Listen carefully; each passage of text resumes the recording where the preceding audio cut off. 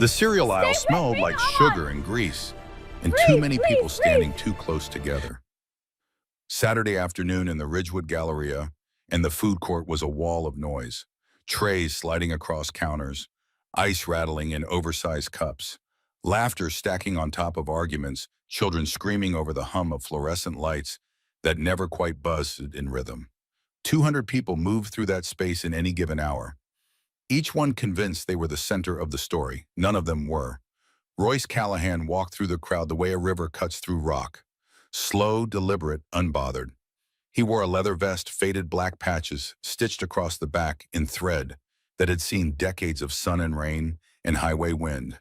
His boots were scuffed at the toes, steel-capped, and they struck the tile floor with a rhythm that said he had been walking hard surfaces his entire life.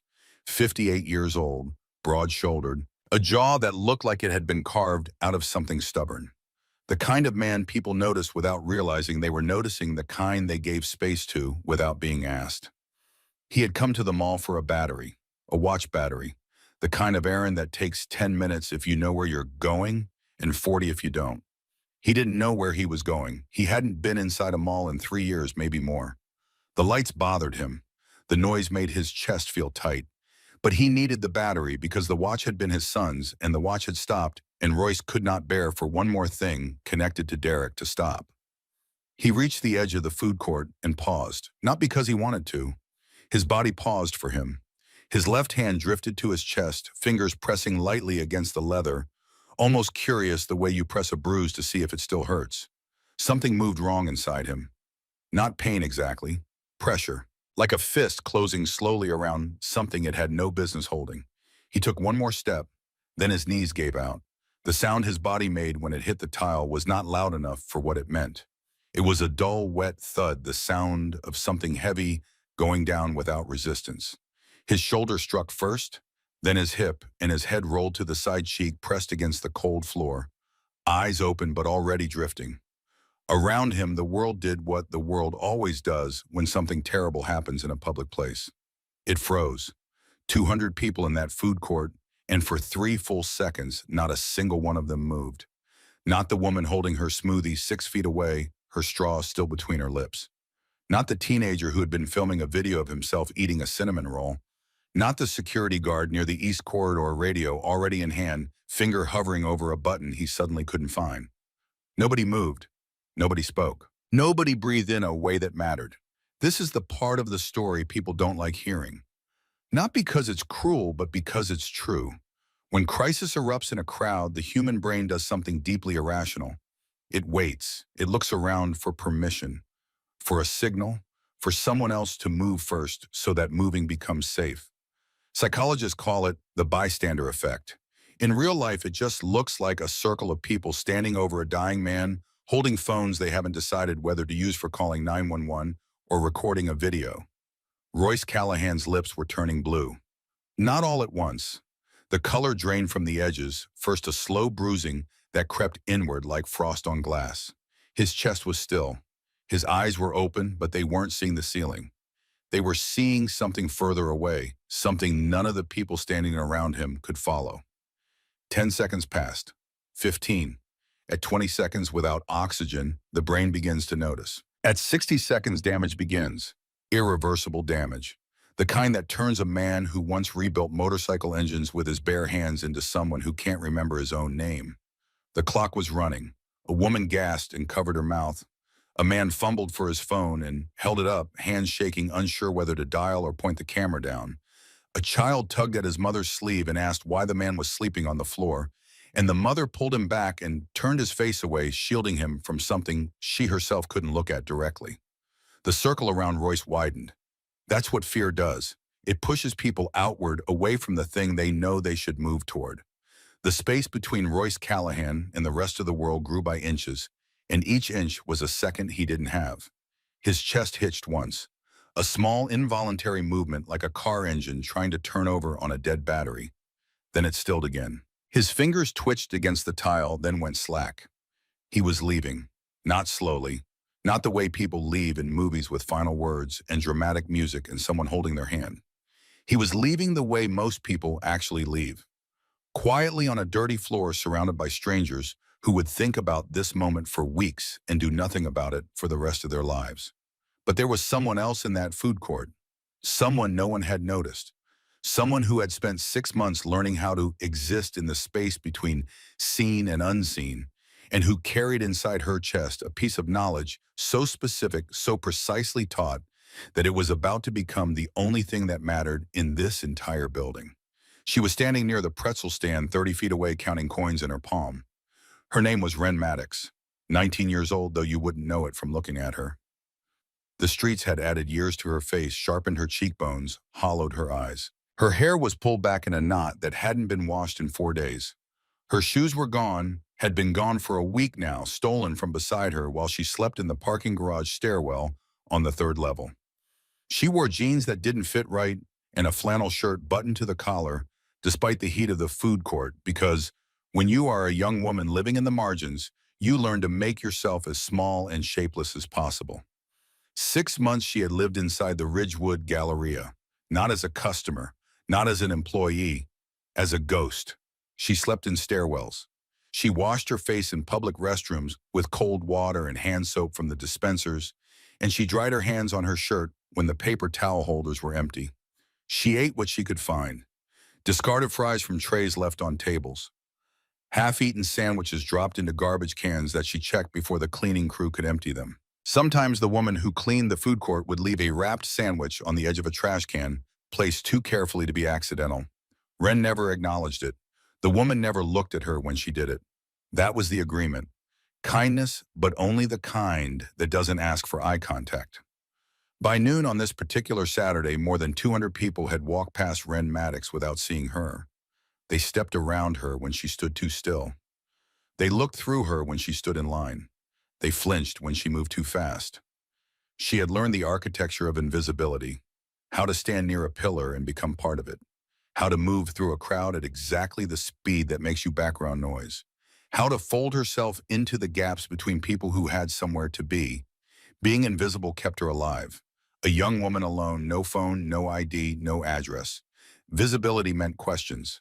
Questions meant records. Records meant the system, and the system had never once caught Ren Maddox without dropping her. But invisibility also meant something else.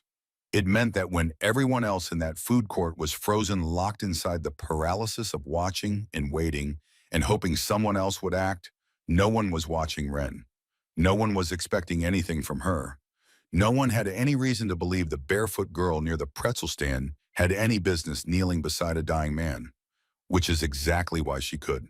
She heard the sound first, not the thud of his body which she'd missed, but the silence that followed, the specific quality of quiet that happens when 200 people stop talking at the same time. It was a sound she knew, the sound of a room holding its breath, the sound that comes right before the worst thing you've ever seen. She looked up, she saw the circle, she saw the phones. She saw the space between the people and the man on the floor, and she understood instantly what that space meant. It meant no one was helping. It meant the clock was running. It meant that in another 30 seconds, it wouldn't matter if someone moved or not. Something old and deep shifted in her chest. Not a thought, not a decision, something faster than both. A memory that lived in her muscles, in her hands, in the way her knees bent and her body moved forward before her mind could catch up. She dropped the coins. They scattered across the tile with a bright, scattered sound that no one heard.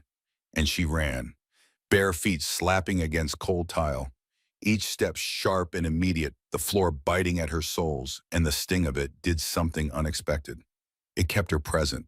It kept her here. It kept her from disappearing into the fear that pressed at the edges of her vision like dark water rising. She dropped to her knees beside Royce Callahan. The impact sent a shock up through her thighs, sharp enough to make her gasp, but she didn't stop. Up close, he was bigger than she expected. Heavier. His chest was massive and still like a machine that had been shut off mid-cycle. The blue tinge on his lips was spreading. His eyes were open and empty. She knew this face. Not his face specifically, but this expression. The expression of a body that had given up waiting for permission to die. She placed one hand on the center of his chest, the other on top of it. Fingers interlocked. Elbows locked. She leaned forward, shifting her weight above him, the way her father had taught her so that the compressions came from her core, not her arms. And she pressed. Hard. 2 inches deep. The resistance was immediate, in terrible bone and muscle pushing back against her palms, and for one sickening moment she thought she was going to fail before she started. But her body remembered.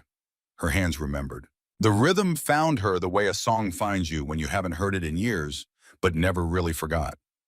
1, she said out loud. 2, 3. Her voice was steady. She didn't know how. Inside her chest, her own heart was hammering so hard she could feel it in her teeth. But her voice was steady, and her hands were steady, and the count came out of her like a rope she was throwing into deep water. 4, 5, 6. Around her, the crowd shifted. Whispers rippled outward like rings in still water. Phones tilted. Angles changed. Somewhere behind her, security was pushing through, but there were too many bodies and not enough urgency, and every second Royce Callahan's brain went without oxygen was a second that couldn't be bought back. Someone behind her said loud enough to be heard, "Is she even doing it right?" Wren didn't react. She couldn't afford to. She fixed her eyes on a patch of leather on Royce's vest, a faded eagle stitched in gold thread, and she used it as an anchor. Press, release, press, release. The rhythm was everything. The rhythm was the rope. The rhythm was the only thing between this man and the dark. 28, 29, 30. She tilted his head back, pinched his nose, sealed her mouth over his and breathed. Once, twice, watching his chest rise and fall with air that was hers, not his. Then her hands were back. 1, 2, 3. Sweat ran down her forehead and into her eyes. Her shoulders screamed. Her arms burned with a fire that started in her biceps and spread downward into her wrists. She was 19 years old and she weighed 120 pounds. And she had not eaten a real meal in 2 days, and none of that mattered because the count was everything. And the count did not stop. She was 14 years old again, kneeling on a living room floor with brown carpet and a window that let in too much afternoon light. Her father across from her, his hands placed on a borrowed CPR dummy with a cracked plastic face. His voice calm and patient and sure. "Your hands can bring someone back, Wren. Never forget that." She hadn't forgotten. Her father's name was Thomas Maddox. He had been a paramedic for 15 years in Jefferson County, Tennessee. The kind of paramedic who came home at 3 in the morning smelling like antiseptic and sweat and never once complained about it. The kind who brought home stories not about the people he lost, but about the ones he saved. The kind who believed that knowledge was something you passed down, not something you kept. He died when Wren was 14. A drunk driver ran a red light on Route 11 at 9:47 on a Tuesday evening, and Thomas Maddox's ambulance took the hit on the driver's side. He was pronounced dead at the scene. The paramedic who tried to save him was his own partner, a man named Bill, who came to the funeral and couldn't speak and left before the service was over. After that, time split in two. There was the before, when Wren's mother hummed while she cooked dinner, and the house smelled like garlic and clean laundry, and her father's boots sat by the front door like a promise that he would always come back. And there was the after. Her mother, Catherine Maddox, did not survive the grief. She survived the funeral in the first month and the second month, and then something inside her cracked open, and what poured in was not sadness, but emptiness, and the emptiness demanded to be filled. Alcohol first, then pills, then whatever was available, whatever could make the house stop feeling like a museum of a man who wasn't coming back. Wren watched it happen, slowly, and then all at once, the way her mother herself would later describe it, in a moment of terrible clarity that came too late to matter. The bills stopped being paid, the house got cold, the food ran out and was replaced by bottles. Wren learned to cook at 15, not because she wanted to, but because no one else was going to. She learned to forge her mother's signature on school forms. She learned to clean up vomit at 2 in the morning without crying, and then she learned to cry later alone in a closet with the door closed. Catherine Maddox died when Wren was 16. An overdose. Not intentional, the coroner said, which was the kind of distinction that only matters to people who write reports. To Wren, standing in a hospital hallway in shoes that were too small because no one had thought to buy her new ones, the distinction between accidental and intentional meant nothing. Her mother was dead. The house was empty, and Wren was 16 years old with no parents, no money, and a grief so heavy it pressed the air out of her lungs every time she tried to breathe. The system moved her. That was what the system did. It moved children from place to place like furniture that didn't quite fit any room. First, her mother's sister, Aunt Karen, who lived in a double wide outside of Knoxville and had 3 children of her own and a husband who drank too much and a tolerance for extra people that lasted exactly 4 months before it wore through like cheap fabric. Then a distant cousin in North Carolina who agreed to take her because the state was offering a stipend and who treated Wren like a tenant who hadn't paid rent. Then her father's brother, Uncle Dale in Roanoke. He was the last one. The one who looked at Wren on her 18th birthday and said, "You're an adult now. I've done what I could." The door closed behind her at 8 in the morning on a cold March day, and the street opened up in front of her like a mouth. She had been on her own ever since. 18 months of shelters and bus stations and rest stops and library floors, and finally the Ridgewood Galleria, which had warm air and public bathrooms and a parking garage with stairwells where the security cameras didn't reach. 6 months she had lived there. 6 months of making herself invisible, of learning that a young woman alone draws attention she cannot afford, of folding herself into corners and counting the hours between meals and telling herself that this was temporary, that something would change, that the world had not completely forgotten about her. Most days she didn't believe it, but she kept going because her father had taught her something else besides CPR. He had taught her that you don't stop. Even when your arms are burning and your body is screaming and every part of you wants to quit, you don't stop. You keep pressing. You keep counting. You keep breathing for someone else until they can breathe for themselves. 28, 29, 30. 2 breaths again. Her arms were failing. The muscles in her shoulders had gone from burning to numb, and the numbness was worse because it meant she couldn't feel how hard she was pressing, couldn't calibrate the depth, couldn't trust her own body to do what it needed to do. Sweat dripped from her chin onto Royce's vest. The crowd noise had become a distant roar like traffic heard through a closed window. 1, 2, 3, and then it happened. Royce Callahan's body jerked beneath her hands, a sharp, violent motion like a machine catching on a gear it had missed.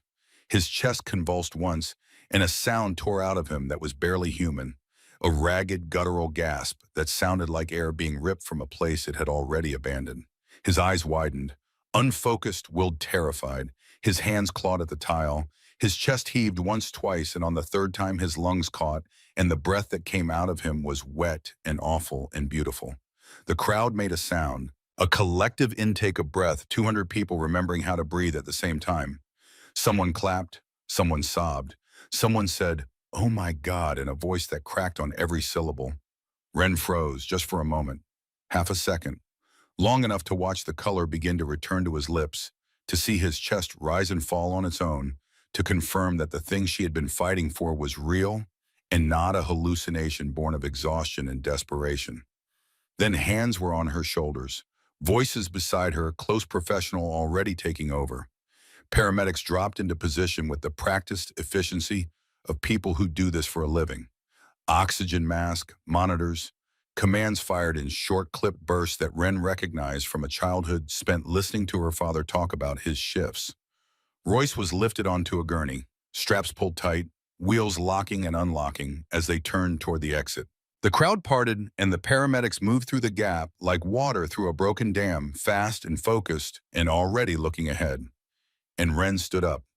She stood up the way she did everything, quietly, without announcement, without expectation. She took one step backward, then another. Her bare feet were cold and her arms were shaking, and there was a taste in her mouth like copper and exhaustion. No one stopped her. No one turned to her and said, "Thank you." No one reached out a hand or asked her name or offered her a glass of water. The crowd was already reshaping itself, filling the space where Royce had been, phones being pocketed, conversations resuming, the machinery of ordinary life grinding back into motion. By the time the gurney disappeared through the mall's east exit, Wren Maddox was gone, swallowed by the crowd, folded back into the margins. Heading toward the stairwell on the 3rd level of the parking garage, where a thin blanket and a backpack with a broken zipper were waiting for her in the dark. She thought that was the end of it. Just another day of being nobody. She was wrong.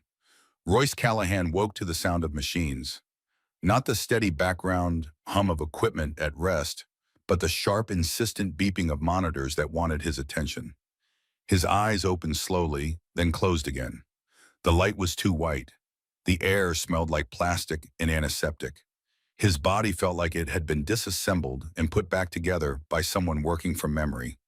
Tubes traced into his arms. A mask rested against his face, fogging with each breath. His chest ached with a dull, spreading pain that sat deeper than muscle, deeper than bone. It sat in the place where the heart lives, and it pulsed with every beat like a reminder that this organ, this machine he had ignored and abused and taken for granted for 58 years, had very nearly quit. A doctor appeared, calm, middle-aged, the kind of face that delivers serious news without flinching. "You had a sudden cardiac arrest," the doctor said. His voice was measured the way you speak to someone who is still deciding whether to be alive. "Your heart stopped in the food court of the Ridgewood Galleria. Someone initiated CPR within seconds. Without that intervention, you would have suffered severe brain damage or death." Royce stared at the ceiling. The words landed on him slowly, one at a time, each one heavier than the last. "Who?" he asked. His voice was rough, scraped raw. It didn't sound like his own. "We were hoping you could tell us," the doctor said. "You were alone when the paramedics arrived. The person who performed CPR left before anyone could identify them." Royce frowned. He searched his memory and found noise, light, pressure on his chest, and then nothing. A gap, a blank space where time should have been. "I don't remember anyone," he said. The doctor exchanged a look with the nurse standing near the door, a look that said they knew something he didn't. "You weren't alone," the doctor said quietly. "Someone knew exactly what to do."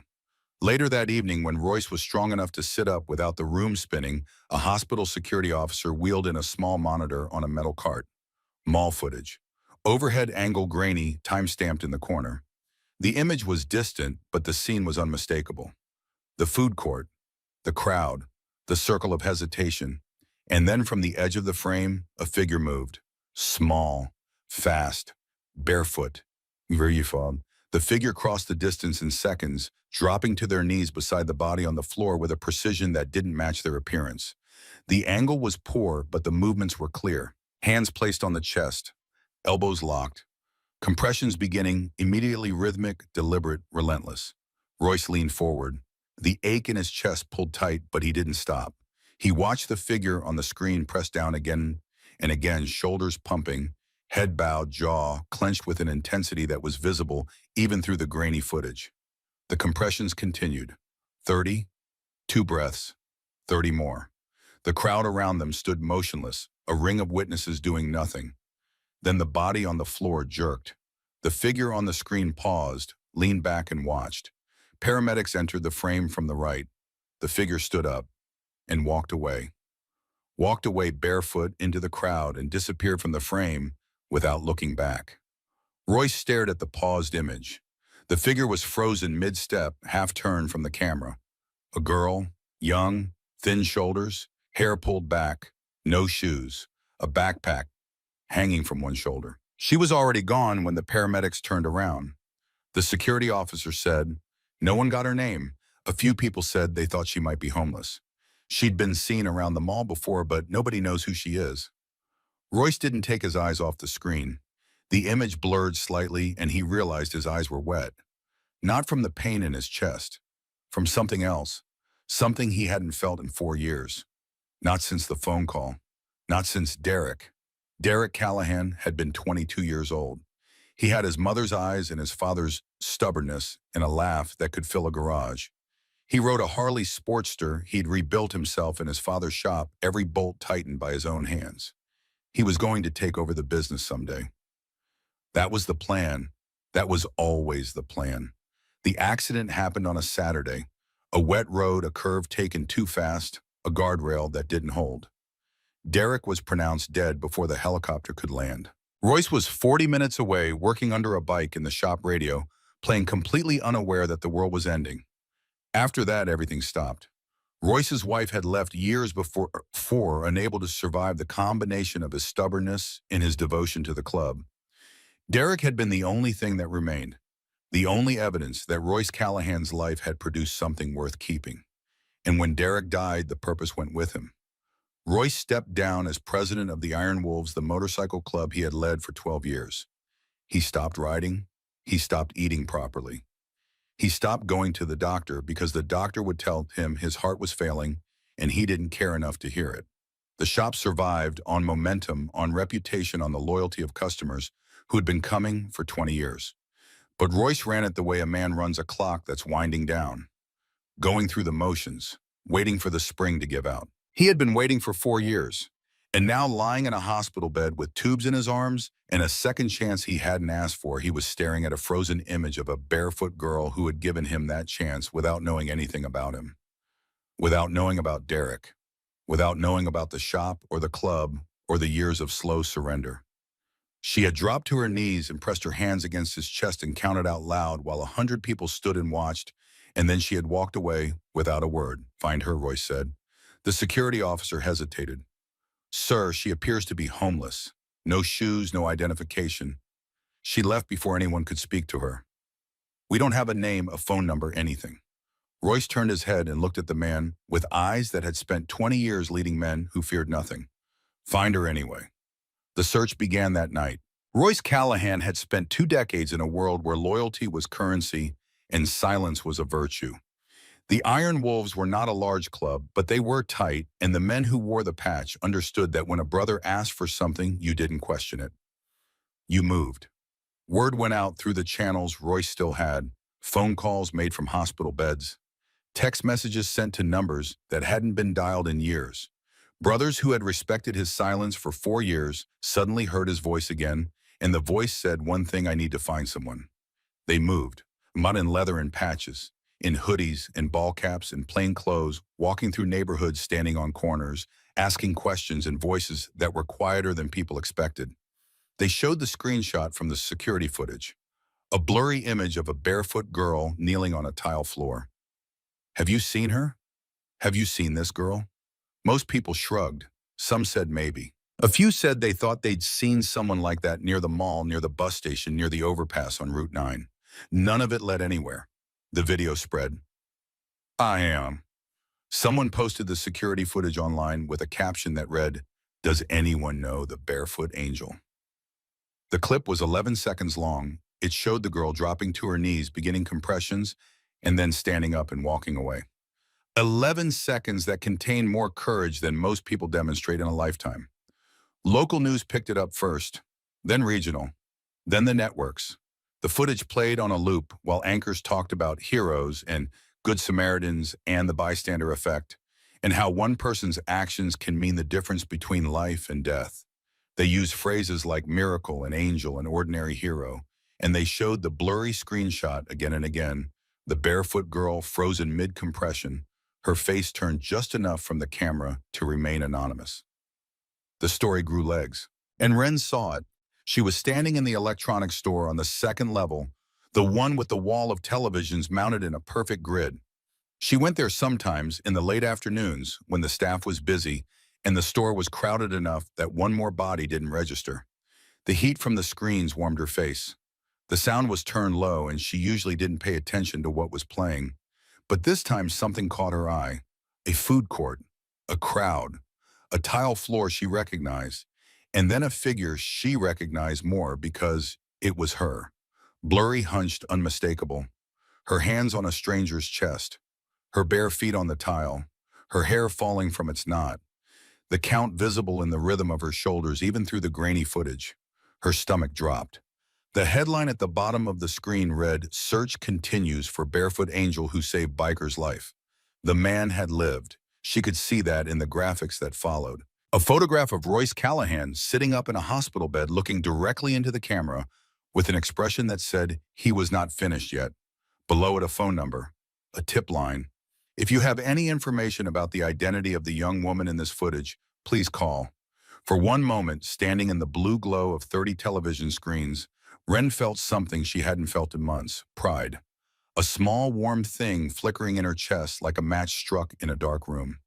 She had done something. She had saved someone. The man was alive because her father had taught her what to do, and she had done it. Then fear crushed it. The pride lasted 2 seconds. The fear lasted longer.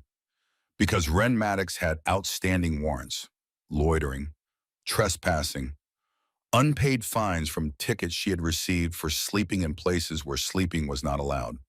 Small charges, the crimes of being poor in a country that treats poverty like a misdemeanor, but charges nonetheless, active, on file, attached to her name, and she was a young woman, alone with no one to vouch for her, no address, no phone, no record of anything except the various ways the system had processed and discarded her.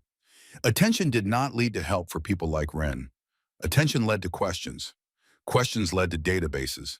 Databases led to courtrooms and holding cells in the slow grinding machinery of institutions that had never once worked in her favor. She pulled her hood up and backed away from the television wall. A security guard walked past. His eyes swept the store, and for one terrible moment they lingered on her. Not with recognition, just with the reflexive suspicion that young people with backpacks and no shoes generate in places where everything is for sale. Ren turned, walked, didn't run because running draws attention. She moved through the store at exactly the speed of someone who belongs there, someone browsing, someone killing time, and she slipped out the side entrance and into the parking garage and down 2 flights of stairs to the stairwell where she slept. She sat on her blanket with her back against the concrete wall and pressed her hands against her face and breathed. The mall changed after that. A news crew set up near the food court, lights and microphones and cables taped across the floor. Witnesses were interviewed. Most said the same thing. They didn't know her. They hadn't noticed her. She appeared out of nowhere. A woman with a smoothie said she thought the girl might work at one of the stores. A teenager said he had a video on his phone, but it only showed the back of her head. Ren watched from behind pillars, from reflections in glass, from the gaps between crowds. She timed her movements between camera sweeps. She avoided the food court entirely. Twice she nearly crossed paths with people holding printed screenshots of her face. Once she ducked into a restroom and stood in a locked stall for 20 minutes, breathing shallow, listening for footsteps, her heart beating so loud she was sure someone would hear it. 3 days passed. The story didn't die. If anything, it grew. The mystery of the barefoot angel became the kind of story people shared because it made them feel something. Hope, guilt, the quiet discomfort of wondering whether they would have moved or stood still. And then on the third night, a woman named Dorothy Haskell picked up the phone. Dot Haskell was 50 years old. She had worked a late shift at the Ridgewood Galleria for 9 years, cleaning tables and mopping floors and watching the mall empty itself every night of people who had homes to go to. She had bad knees and strong hands and a face that didn't smile often, but meant it when it did. She had noticed Ren long before anyone else did, not all at once, in pieces, the way you notice a cat that keeps appearing in the same alley. First the shoes, or the lack of them. Then the backpack, always the same one fraying at the seams. Then the way the girl moved through the food court, like she was trying to take up as little space as possible, as if her body was an apology for existing. Dot never asked her name. She never asked why she was there. She understood without needing to be told that questions were a luxury this girl could not afford. So instead, she did what she could. A wrapped sandwich left on the edge of a trash can positioned too carefully to be garbage. A cup of coffee forgotten near a condiment station at closing time. Small things, invisible things, the kind of kindness that doesn't ask for gratitude because gratitude would require acknowledgement, and acknowledgement would require a conversation, and a conversation would make the whole fragile arrangement collapse. When Dot saw the footage on the news, she recognized the girl immediately. The shoulders, the way she moved, the bare feet. She stood in front of her television for a long time, dish towel in her hands, and her hands were shaking. Then she called the number on the screen. Royce Callahan answered on the second ring. "I know her," Dot said. Her voice was quick words tumbling over each other, the voice of someone who has made a decision and is afraid she'll lose the nerve to follow through. She sleeps in the parking garage stairwell, 3rd level, near the broken fire door that doesn't latch. There was a pause. Then Royce's voice, raw and eager. "I'll go tonight." "Wait," Dot said, and her voice changed, became firmer, slower. The voice of a woman who had spent years watching a young girl survive alone and understood things that Royce Callahan, for all his strength and loyalty, could not. "You can't go alone," she said. You're a strange man going into a dark parking garage to find a young girl who's been living alone for 6 months. Think about what that looks like. Think about what that feels like to her. The silence that followed was long enough to matter. I'll go with you, Dot said. She knows me, or at least she knows I'm not a threat. If you show up alone, she'll run, and you won't catch her. Trust me. They went together, 11 o'clock at night. The parking garage was nearly empty, the concrete swallowing sound, fluorescent lights buzzing overhead, with the tired persistence of things that have been running too long. Dot led the way. She walked slowly, her bad knees protesting on the incline, but she didn't stop. She knew the stairwell. She had passed it 100 times on her way to her car, and every time she had glanced toward the broken door and wondered if the girl was still there. The stairwell was dark. The fluorescent tube on the landing had burned out weeks ago and no one had replaced it. In the shadows, a shape shifted. A backpack. A thin blanket folded with the precision of someone who has learned that the only things you own must be kept in perfect order. Bare feet pulled back. Wren saw them before they saw her. Two figures, one large moving slowly, one smaller familiar. The scent of floor cleaner and coffee. Dot. But the other one, the man, big, leather, boots on concrete, every muscle in her body coiled. Easy, honey, Dot said softly. She didn't step forward. She stood at the base of the stairs, hands visible, voice low. It's just me, and this is the man you saved. He wanted to find you. He just wants to talk. Wren's eyes moved from Dot to Royce and back. Her hand gripped the strap of her backpack so tightly her knuckles went white. I don't want anything, Wren said. The words came fast, defensive, the way you speak when you've rehearsed every possible version of this conversation, and none of them end well. Royce raised his hands, palms out, slow, deliberate, the gesture of a man who understood that trust was not something you demanded. I just needed to find you, he said. His voice cracked on the last word, and the crack surprised him. Silence stretched between the three of them. The garage hummed. A car alarm beeped somewhere on a lower level, distant and irrelevant. Why did you do it? Royce asked. You didn't know me. Wren looked away. For a moment in the dim light, she looked younger than 19. She looked like the 14-year-old girl kneeling on a living room floor learning from her father how to bring someone back. Because everyone else just watched, she said quietly. My dad taught me. You don't just watch. The words landed in the stairwell like stones dropped into water. Royce's eyes adjusted to the dark. He saw what the cameras hadn't captured. The wear on the backpack, the blanket too thin for the season, the bare feet on concrete that never warmed, the careful way she held herself tight and guarded like a door that had been opened too many times by the wrong people. This wasn't a kid passing through hard times. This was survival stripped to its essentials. And the girl who had saved his life with hands that hadn't held a warm meal in days was looking at him like he was one more thing the world might use to hurt her. Royce swallowed. His chest tightened in a way that had nothing to do with his heart condition. Dot spoke next. She didn't move closer. She just spoke the same way she left sandwiches on the edge of trash cans. Carefully, without pressure, without forcing the girl to make a decision she wasn't ready to make. He owns a motorcycle repair shop, Dot said. There's a room above it. He needs help with the work. She paused. She looked at Wren with eyes that had been watching her for 6 months. You saved his life, honey. Let him try to help with yours. Wren shook her head. Not a refusal, a disbelief, the automatic response of someone who has heard promises before and learned that promises are just words that haven't broken yet. Royce spoke carefully. There's a living space above the shop. Small, nothing fancy. It's been sitting empty. He paused. I've had heart problems.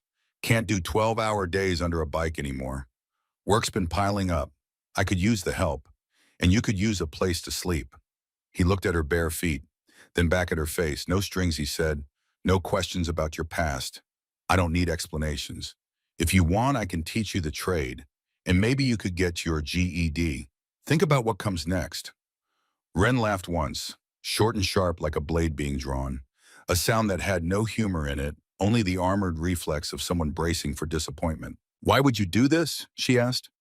Royce didn't answer right away. He looked at the stairwell, at the blanket, at the darkness this girl had carved into a home because the world had given her nothing else. Because you didn't hesitate, he said. You saw someone who needed help and you moved.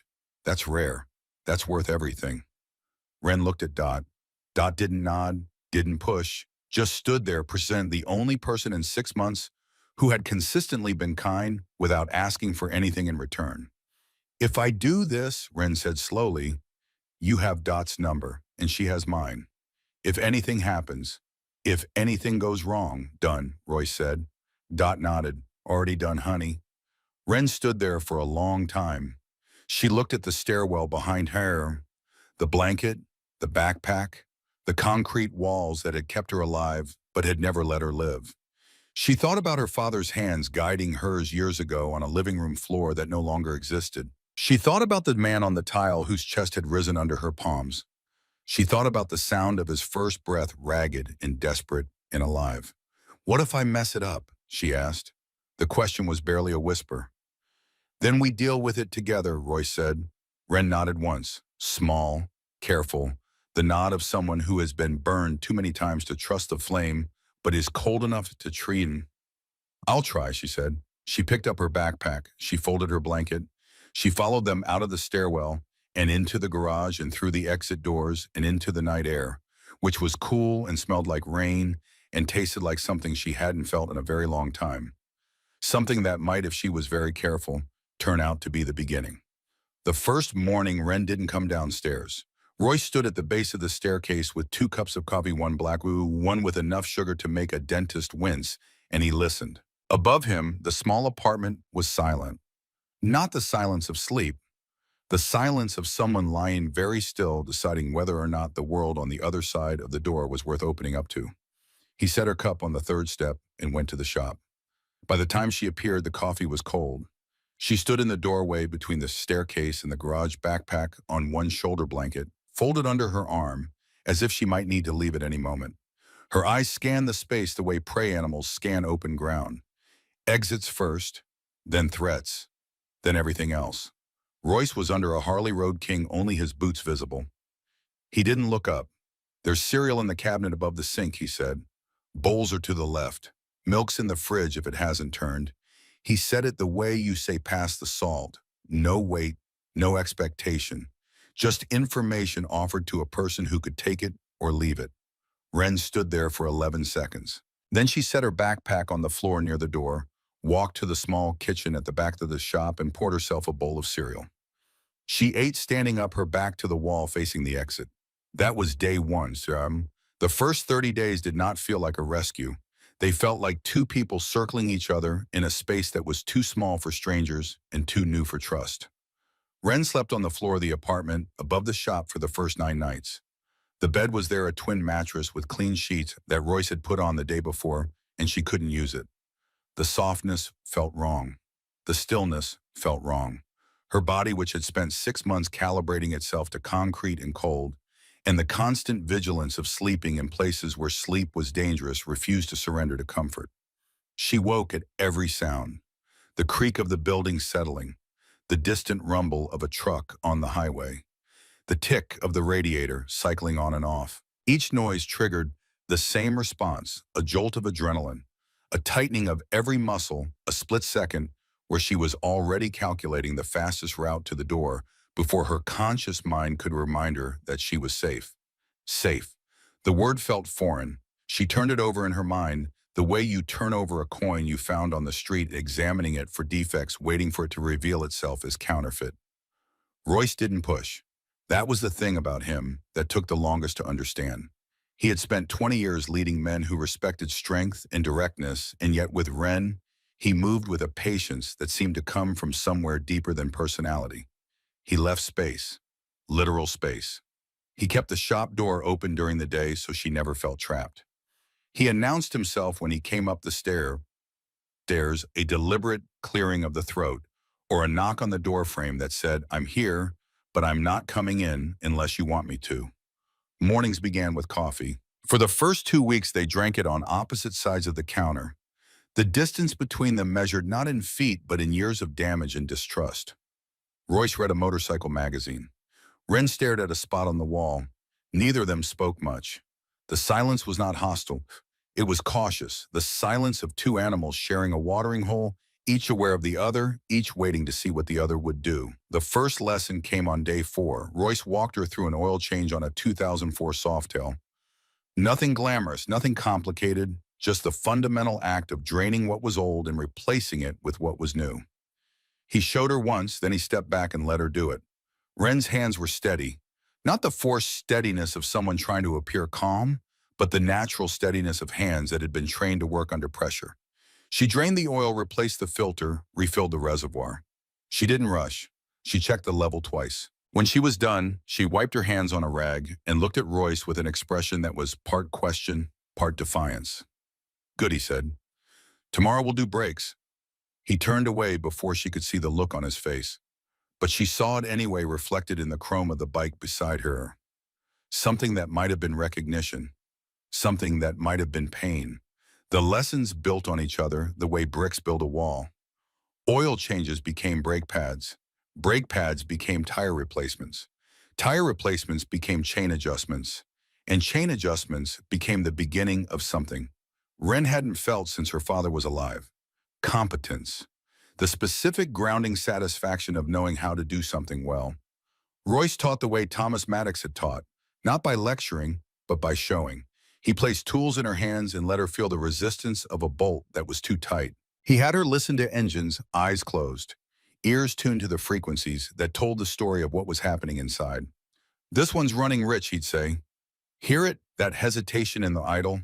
She'd close her eyes and listen, and after a while she could hear it, the machine speaking to her in a language she was learning to understand.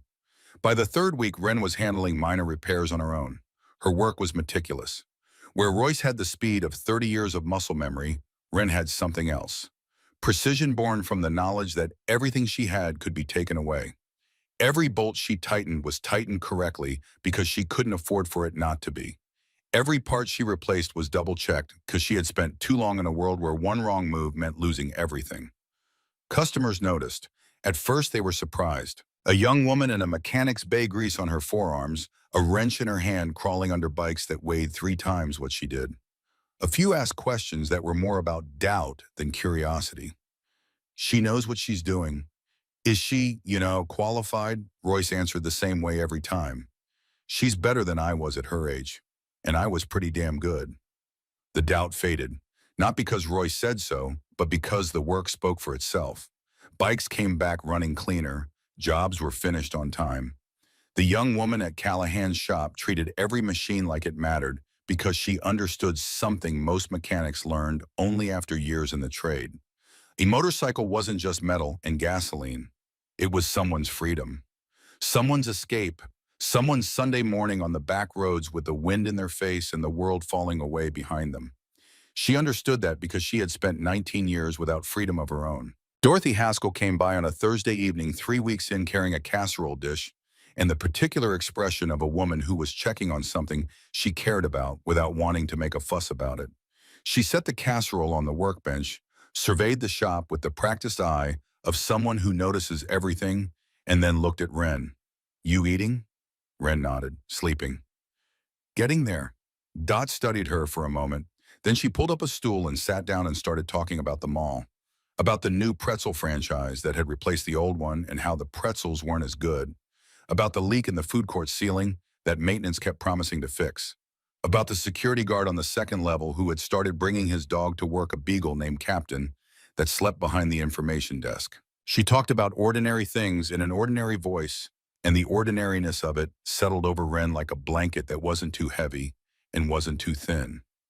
Dot didn't ask about the stairwell. She didn't ask about the past. She didn't offer pity or advice or the particular brand of aggressive helpfulness that made Ren feel like a broken thing being repaired. She just showed up, with food and conversation in the steady, undemanding presence of someone who understood that sometimes the most important thing you can do for another person is be boring. Dot came back the following Thursday, and the one after that. It became a rhythm. Casserole or soup or sandwiches wrapped in foil, eaten at the workbench, while Dot talked and Ren listened, and Royce sat in his chair near the office door and occasionally grunted in agreement with something Dot said. For Ren, who had not had a regular visitor since her father was alive, the rhythm was disorienting at first. She kept waiting for the pattern to break, for Dot to miss a week. for the food to stop coming, for the conversation to turn subtly into the kind of transaction that every relationship in Ren's life had eventually become. I helped you, so now you owe me. I was kind, so now you belong to me. But Dot never turned. She never asked for anything. She never mentioned the footage or the news stories or the phrase barefoot angel that still circulated online. She just showed up. And eventually Ren stopped waiting for her to stop. The GED program started on a Monday morning in a community education building 4 miles from the shop. Fluorescent lights, plastic chairs, the smell of old carpet, and institutional coffee. Ren sat in the back row, backpack on the empty chair beside her, posture rigid, scanning the room for exits before she looked at the whiteboard. The instructor was a woman named Pam, who wore reading glasses on a chain and spoke with the flat, practical cadence of someone who had been teaching adults for 20 years and had stopped being surprised by anything. She handed Ren a placement test and a pencil and said, "Take your time." Ren finished in 40 minutes. The results came back higher than expected. Strong in reading comprehension, solid in science, weak in math, specifically algebra, which she had missed during the years when school was a luxury her home life couldn't support. She studied at night. After the shop closed and Royce went upstairs and the building grew quiet, Ren spread her textbooks across the workbench and worked by the light of the fluorescent tubes overhead. The same light that illuminated engines and transmissions during the day now fell on equations and essays and the slow, stubborn process of reclaiming an education that had been interrupted by grief. She whispered answers to herself. She reworked problems 3 and 4 times, erasing until the paper wore thin. She read chapters about American history and biology and earth science subjects she had once known in the half-hearted way of a teenager sitting in a classroom she didn't want to be in, and she found that they meant something different now. Now they were doors, small ones, narrow ones, but doors nonetheless. Each fact she memorized, each concept she understood, was a step away from the stairwell and towards something she couldn't see yet, but was beginning to believe existed. Royce found her asleep at the workbench one morning, face pressed against an open algebra textbook, a pencil still loosely held in her fingers. He stood in the doorway for a long moment, coffee in hand, and he thought about Derek, who had sat at this same bench 10 years ago doing homework. He complained about, surrounded by tools he loved. The memory was sharp and sweet and unbearable. He turned away and went back upstairs and didn't mention it. 6 weeks in the shop had found its rhythm. Ren opened the bay doors at 7. Royce came down at 8. Coffee, silence, work. Lunch was sandwiches eaten over the engine. They were working on conversations about torque specs and valve clearances that gradually expanded to include other things: music, weather, the particular insanity of highway drivers who didn't check blind spots. Royce had paperwork drawn up in the 4th week, a proper rental agreement for the apartment above the shop, legal and documented with Ren's name and his name, and a monthly rent of $1, which was the minimum amount the lawyer said was necessary to make the arrangement legitimate. He helped her file for a replacement state ID, a process that involved 3 visits to the DMV, 2 phone calls to records offices in Tennessee, and the specific kind of patience required to navigate a bureaucracy designed for people who already had what they needed. The ID arrived in the mail on a Tuesday. Ren held it in her hands and stared at it for a long time. A small rectangle of plastic with her photograph and her name, and an address that was not a stairwell or a parking garage or the street. Royce gave her a phone the same week. Prepaid, simple, nothing fancy. She programmed 3 numbers into it. Royce, Dot, Pam, her GED instructor. 3 numbers, more than she'd had in over a year. Then on a Wednesday afternoon that had been ordinary in every way, a black pickup truck pulled into the lot outside the shop. The engine idled for a long time before the driver's door opened. The man who stepped out was 55, lean, with the kind of face that had been handsome once and had since been weathered into something harder. He wore a plain leather jacket, no patches, no insignia, but the way he moved the set of his shoulders, the deliberate pace of his walk, said Motorcycle Club. Louder than any patch could. Vincent Hale. The men who had ridden with him called him Viper, and the name fit. Not because he was fast, though he was, because he was patient, because he waited, because when he struck, it came from a direction you weren't watching. 5 years ago, Royce Callahan had discovered that Viper was running methamphetamine through a network of contacts connected to the Iron Wolves. Not sanctioned by the club, not known to the membership. A private enterprise using the club's name and reputation as cover. Royce had confronted him at a table in the clubhouse in front of 12 men who had earned their patches the honest way, and he had stripped Viper of his position, his patch, and his membership. In the time it took to drink a cup of coffee, Viper had walked out without a word. That silence had lasted 5 years. Now he stood in the parking lot of Callahan's motorcycle repair looking at the building the way a man looks at something he intends to own. Royce saw him through the shop window. He set down his wrench, slowly, deliberately, the way you set down a tool when you need your hands free. "Stay here," he said to Wren. Wren looked up from the brake assembly she was inspecting. She saw Royce's face and understood immediately that something had changed. She didn't ask questions. She stayed. Royce walked outside. The two men faced each other across 10 feet of cracked asphalt and 5 years of unresolved history. Royce Viper said. He smiled the way a knife smiles when it catches the light. "You look like hell. What do you want?" Vincent Viper glanced at the shop, then at the apartment windows above it, then back at Royce. "Heard you had some trouble. Heart gave out in a mall, that right?" He paused. "Also heard you got a new house guest. Young girl. Real young." The implication landed exactly where it was aimed. Royce didn't flinch. His voice dropped into the register that men who had known him for 20 years recognized as the last warning before things got very quiet or very loud. "Say what you came to say," he said. Viper raised his hands in mock surrender. "I'm just a concerned citizen, looking out for the community." He paused, letting the performance settle. "Actually, I've been thinking about this property. Good location. Growing area. Could do a lot with it." He looked at the shop again, measuring it with his eyes. "I'd make a fair offer. Not for sale. Everything's for sale, Royce. Especially when the owner's one heartbeat away from the grave and the only employee is a runaway he picked up in a parking garage." Royce stepped closer. Not threatening. Present. The way he had stood in the stairwell when he found Wren. The way he had stood in the clubhouse when he stripped Viper's patch. "The shop's not for sale," he said. "And you're not welcome here. That hasn't changed in 5 years." Viper studied him. The smile didn't leave, but it hardened. Then he glanced up at the shop window where Wren was visible behind the glass watching. "Pretty thing," he said softly. "Bet there's a story there." He turned and walked back to his truck. The engine started. The tires crunched on gravel. He pulled out slowly, taking his time because men like Viper understood that slowness was its own kind of threat. Royce stood in the lot until the truck disappeared. Then he went back inside.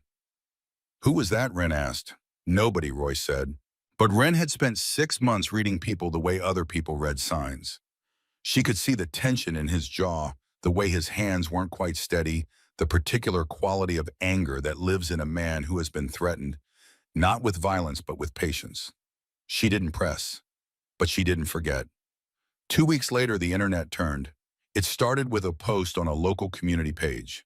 A screenshot of Wren's face pulled from the security footage, placed beside a screenshot of a county court database showing outstanding citations under the name Wren Maddox: loitering, trespassing, failure to appear. The caption read, "This your barefoot angel, she's got a record. And she's living with a 58-year-old man she met in a parking garage."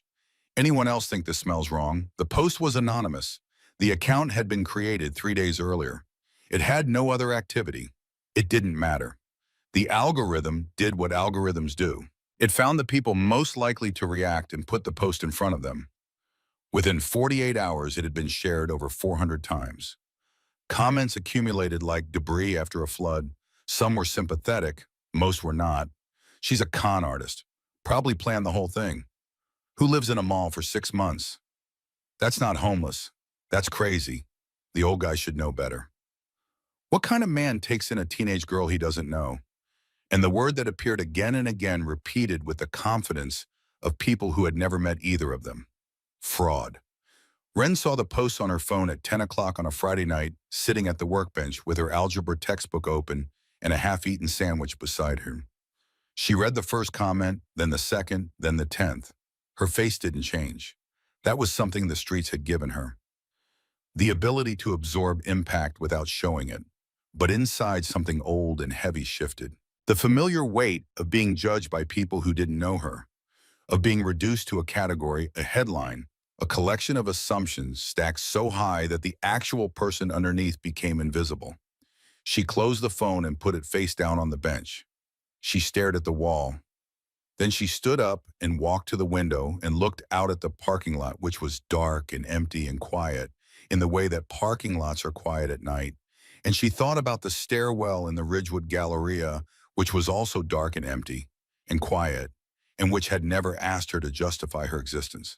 She didn't sleep that night. Royce saw the post the next morning. One of the Iron Wolves called to tell him. Then another, then a third. By noon, Royce had read enough to understand the shape of what was happening. This wasn't organic. The timing, the anonymous account, the specific detail of Wren's court records, things that required effort to find. This was directed. Someone had done research. Someone had constructed a narrative and launched it with precision. He thought about the black pickup truck in his parking lot, the smile that caught the light like a knife. Royce made 2 phone calls. The first was to his lawyer. The second was to a brother in the Iron Wolves who worked in IT and knew how to trace things that people thought were untraceable.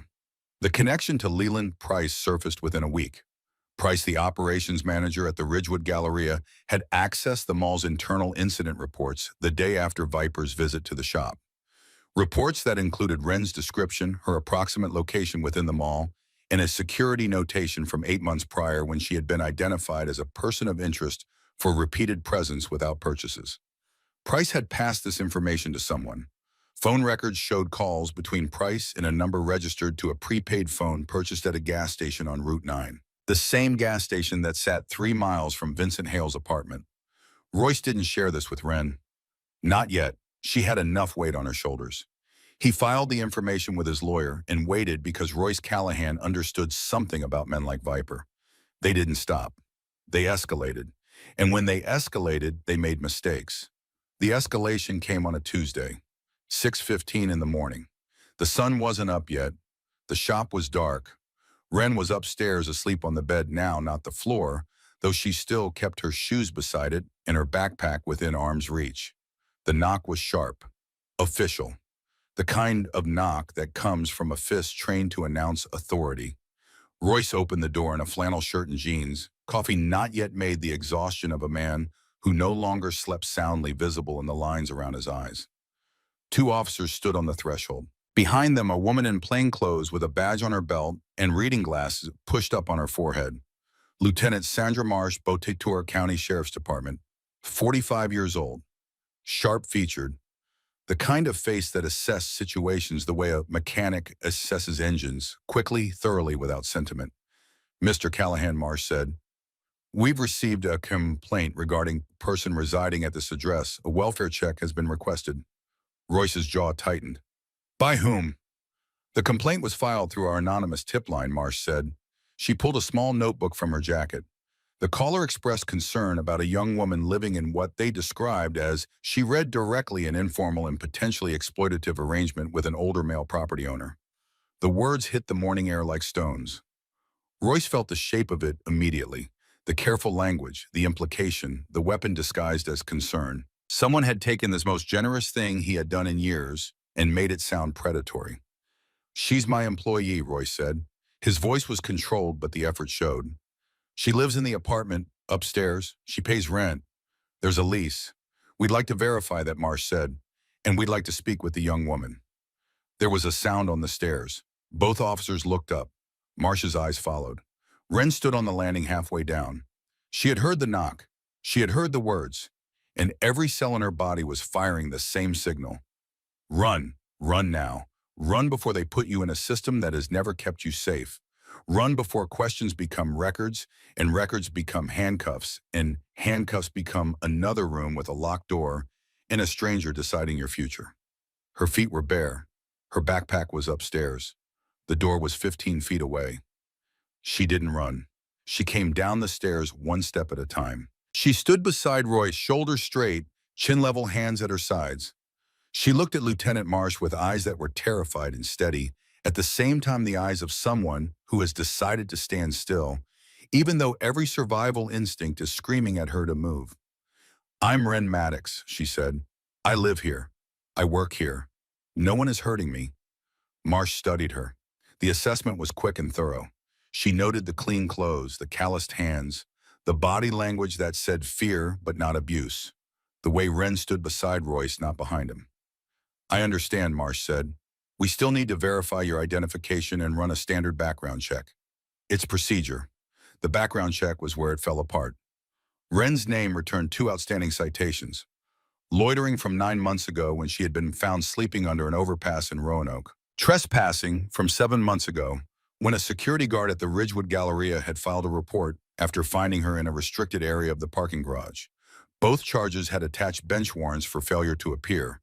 Small warrants, the legal system's version of an unpaid parking ticket, but warrants nonetheless. Marsh sat Ren down at the workbench, the same workbench where she studied algebra at night, and explained the situation with the dispassionate clarity of someone whose job required her to separate facts from feelings. "These are minor charges," Marsh said, "but they're active. They need to be addressed." Ren nodded. She didn't speak. Her hands were folded in her lap and they were shaking, but the shaking was invisible unless you knew to look. Royce's lawyer arrived within the hour. A man named Ed Harkins, 62, who wore suits that were 10 years out of fashion and spoke with the calm, unhurried authority of someone who had been navigating small-town legal systems since before Ren was born. He reviewed the charges. He reviewed the rental agreement. He asked Marsh for 24 hours to prepare a formal response. Marsh agreed. She left with the 2 officers and the shop felt hollow in their absence, the way a room feels after something heavy has been removed from it. Over the following week, Ed Harkins built a case. Not for a courtroom because the charges were too minor for trial. For a hearing, a simple proceeding where the circumstances behind the citations would be presented and a judge would decide whether to dismiss or pursue. Harkins gathered statements. From Dorothy Haskell, who described 6 months of leaving food for a young woman she recognized as someone in trouble. From Ren's GED instructor, Pam, who wrote 3 paragraphs about a student who showed up every day, who never missed a class, who studied harder than anyone she had taught in 15 years of adult education. From 4 regular customers of Callahan's shop, who described Ren's work as thorough, professional, and reliable. From 3 members of the Iron Wolves who had known Royce for decades and testified to his character without hesitation or reservation. The hearing was held on a Thursday morning in a courtroom that smelled like floor wax and old wood. Ren wore clean jeans and a button-down shirt that Dot had bought her the day before and ironed that morning. She sat in the front row beside Royce, who wore a collared shirt for the first time in 4 years, and Ed Harkins, who wore the same suit he always wore. The judge was a woman in her 60s with silver hair and the expression of someone who had heard 10,000 stories and was still willing to hear one more. Harkins presented the facts. The death of Thomas Maddox, paramedic. The subsequent death of Catherine Maddox. The series of temporary homes that ended with an 18-year-old being turned out onto the street with nothing. The 6 months of homelessness. The loitering charge, which amounted to a young woman sleeping in the only place she could find. The trespassing charge, which amounted to the same thing. Then he talked about the food court. He played the security footage on a small screen. The same 11 seconds that had been broadcast on television and shared online thousands of times. The barefoot girl dropping to her knees, the compressions, the counting, the man's chest rising, the girl standing up and walking away. The courtroom was quiet. Harkins called Ren to the stand. She walked to the front of the room with her hands at her sides and her jaw set. She sat down and looked at the judge and waited. Ms. Maddox, Harkins said, "Can you tell the court why you performed CPR on a stranger in the Ridgewood Galleria food court on July 14th? Ren was silent for a moment. She looked at her hands, the same hands that had pressed against a dying man's chest, the same hands that now held wrenches and textbooks in the fragile architecture of a life being rebuilt. "Because my father taught me," she said. Her voice was quiet but clear. "He was a paramedic. He died when I was 14. Before he died, he taught me that when someone needs help, you don't just watch, you move." She paused. "That's all I did. I moved." The judge asked her 3 questions. About her living situation, about her employment, about her plans. Wren answered each one directly without embellishment, without the defensive posture that had defined her interactions with authority for the previous 3 years. When it was over, the judge dismissed both charges. She did it quickly without drama, with the specific efficiency of someone who recognized that the system had failed this young woman enough times already and saw no purpose in adding to the count. Outside the courthouse in the pale morning light, Wren stood on the steps and breathed. The air tasted like early fall, sharp and clean. Dot was there, and Royce and Pam, and two of the Iron Wolves who had driven in that morning. Nobody said much. There was nothing to say that the morning hadn't already said. The charges were gone. The warrants were cleared. Wren Maddox existed for the first time in 3 years inside the system's records as something other than a problem to be processed. But the internet didn't know that. And the posts were still there. And the comments were still accumulating. And the narrative that someone had carefully constructed, the one about the con artist and the old man, and the arrangement that smelled wrong, was still spreading, carried by algorithms that rewarded outrage and punished nuance. Wren read the comments that night. She sat on her bed in the apartment above the shop phone, in her hands scrolling through words written by people who had never met her and never would. Words that reduced her to a category, a type, a cautionary tale. She's using him. Classic grifter. He'll regret it when she cleans him out. What kind of girl moves in with a stranger old enough to be her grandfather, and the one that hit hardest not because it was the cruelest, but because it was the closest to the fear she carried inside herself? She'll ruin everything she touches. People like that always do. People like that. Two words that contained an entire worldview. Two words that said your circumstances define you. Your past is your future. You were thrown away for a reason, and the reason is you.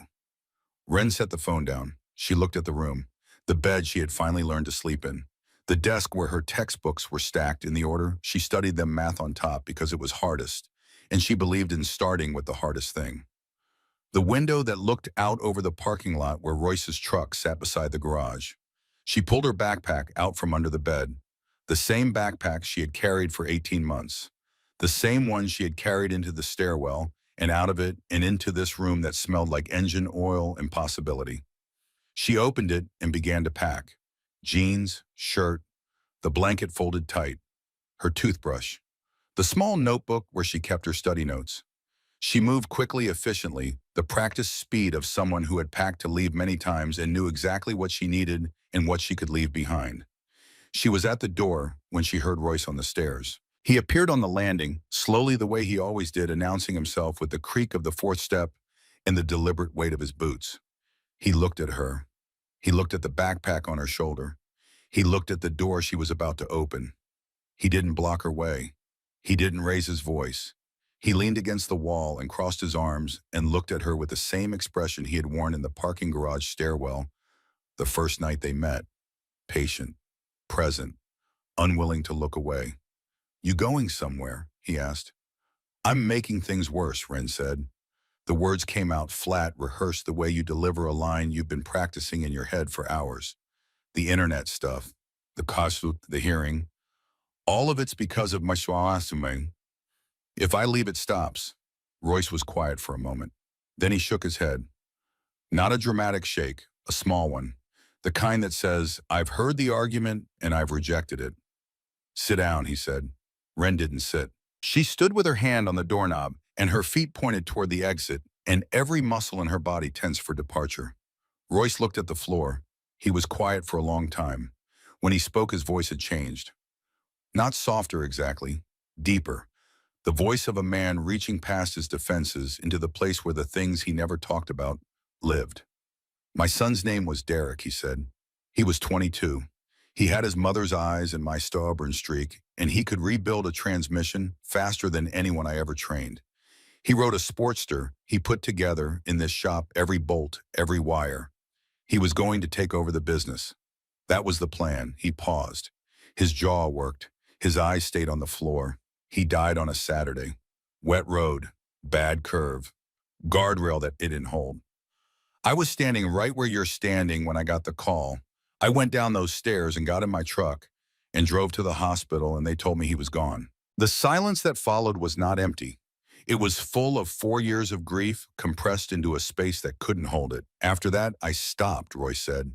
I stopped caring about the shop, stopped caring about the club, stopped caring about myself. My heart started failing, and I didn't go to the doctor because I didn't see the point. I was 54 years old, and I had nothing left that mattered enough to stay alive for. He looked up. His eyes met Ren's. Then you put your hands on my chest in a food court, and you brought me back. Not just my heart, all of it, everything I'd given up on. He straightened, his voice steadied. I couldn't save Derek. I tried. I tried everything. And I failed, and I have lived with that failure every single day for 4 years. He paused. I am not going to fail again. I am not going to watch someone walk out that door because the world decided she wasn't worth fighting for. He looked at the backpack on her shoulder. You can leave if you want, he said. That door isn't locked. It's never been locked. But you should know that if you walk through it, you're not saving me from trouble. You're taking the only thing I've got left that makes this shop, this life mean something. Ren stood at the door for a long time. The hallway light hummed, the building settled. Somewhere outside, a truck passed on the highway, its engine fading into the distance. She thought about the stairwell, the concrete, the cold, the slow erosion of days that led nowhere, and nights that ended in the same place they began. She thought about the food court and the sound of a heartbeat that wasn't hers and the feeling of her father's voice in her hands. She thought about Derek, 22 years old, a photograph on a wall, a sportster that no one would ride again. She set the backpack down. She didn't say, I'm staying. She didn't say, thank you. She didn't say anything that would make this moment into something clean and simple because it wasn't clean and it wasn't simple. It was messy and painful and real. Two people standing in a hallway with too much damage between them and not enough words for any of it. She just took her hand off the doorknob and sat down on the top step of the stairs, and Royce sat down beside her, and they stayed there for a long time not speaking, just present while the night moved on around them, and the shop waited below, patient and dark, full of machines that needed fixing, and a future that for the first time neither of them was trying to run from. The next morning, Ren came downstairs early. She made 2 cups of coffee, one black, one with enough sugar to make a dentist wince. She set Royce's cup on the counter and opened the bay doors and started working on the first bike of the day. When Royce came down the stairs, he picked up the coffee and took a sip and said nothing. The morning light came through the open doors and fell across the shop floor, across the tools on the walls, across the young woman bent over an engine with grease on her hands, and the specific, unshakable focus of someone who had decided finally to stop running. He sat in his chair near the office door and watched her work, and the sound of the wrench turning and the engine breathing filled the shop the way music fills a room that has been quiet for too long. Ren Maddox had spent her entire life learning how to disappear, how to fold herself into corners, how to make her body smaller, her voice quieter, her presence so thin it barely registered on the surface of the world.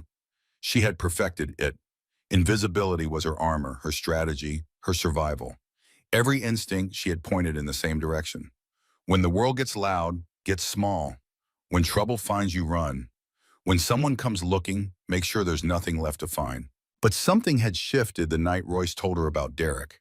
She had stood at the door with her backpack on her shoulder and her blanket rolled under her arm, ready to walk back into the dark, back to the stairwell, back to the concrete and the cold and the slow erosion of everything she was.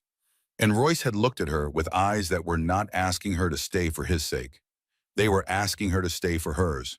And when he said the words, I lost my son, I couldn't save him, something cracked open inside Ren that she had kept sealed shut for 3 years. She had stayed. Not because staying was easy, because leaving would have been the same thing she had always done. And for the first time in her life, Ren Maddox was tired of doing the same thing. That night, after Royce went to bed and the shop was dark and quiet, Ren sat on the floor of the small room above the garage and stared at the ceiling and made a decision. It wasn't dramatic. There was no music, no sudden clarity. Just a thought that arrived the way dawn arrives, slowly and then all at once. She was done running. The next morning, she told Royce she needed to borrow the truck. He didn't ask where she was going. He just handed her the keys and went back to his coffee. That was the thing about Royce. He didn't demand explanations. He trusted the process the way he trusted an engine. You give it fuel, you give it time, and you listen to what it tells you. Ren drove to the Jefferson County Sheriff's Office. She had never walked into a police station voluntarily. The last time she had been inside one, she was 17, picked up for sleeping under an overpass, processed like a number, released with a citation she couldn't pay and a court date she couldn't keep. Every memory she had of law enforcement involved being moved, being processed, being looked at with a particular expression that said, "You are a problem we don't have time for." But she walked in. She asked for Lieutenant Sandra Marsh. The woman at the front desk looked at Wren the way people always looked at her. A quick assessment, the worn clothes, the calloused hands, the eyes that were too old for the face they lived in. Then a second look, slower, because something about the way Wren stood straight-backed, hands at her sides, jaw set, didn't match the first impression. "Do you have an appointment?" "No," Wren said. "But she'll want to hear what I have to say." Marsh came out 12 minutes later.